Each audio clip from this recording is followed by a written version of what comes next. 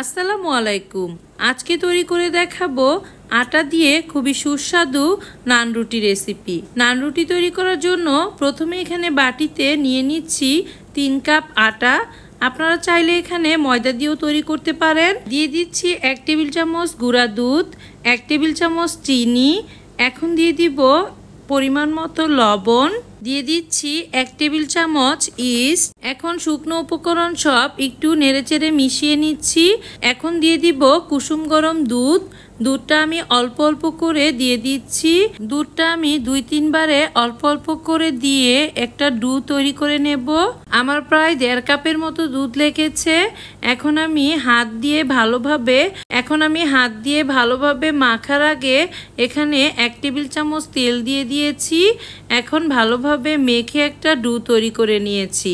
এভাবে যদি আপনারা বাসায় নান রুটিটা তৈরি করেন তাহলে নান রুটিটা যেরকম ফুলকো হবে ঠিক অনেকক্ষণ পর্যন্ত একদম নরম তুলতুলে থাকবে। আমার এখানে আটার ডুটা প্রায় তৈরি হয়ে গিয়েছে।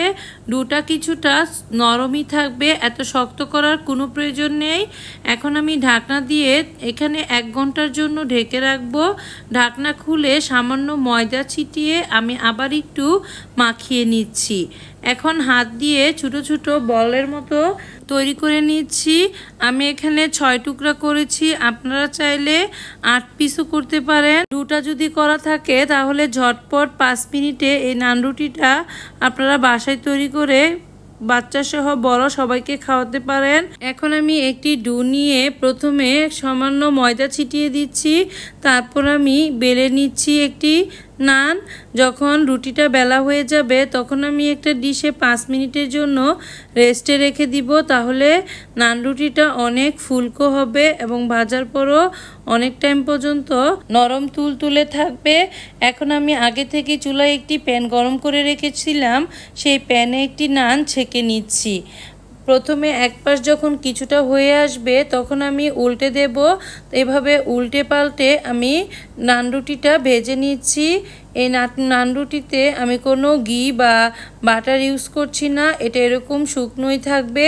দেখতেই পাচ্ছেন আমার নান রুটিটা কতটা ফুলকো ও ইয়াম্মি হয়েছে। আশা করি আজকের এই নান রুটির রেসিপি আপনাদের সবার খুব ভালো লেগেছে। ভালো লাগলে লাইক, কমেন্ট ও শেয়ার করতে ভুলবেন না। এভাবে একবার নান রুটি বানানো শিখে গেলে আর দোকান থেকে কিনে খেতেই চাইবেন না।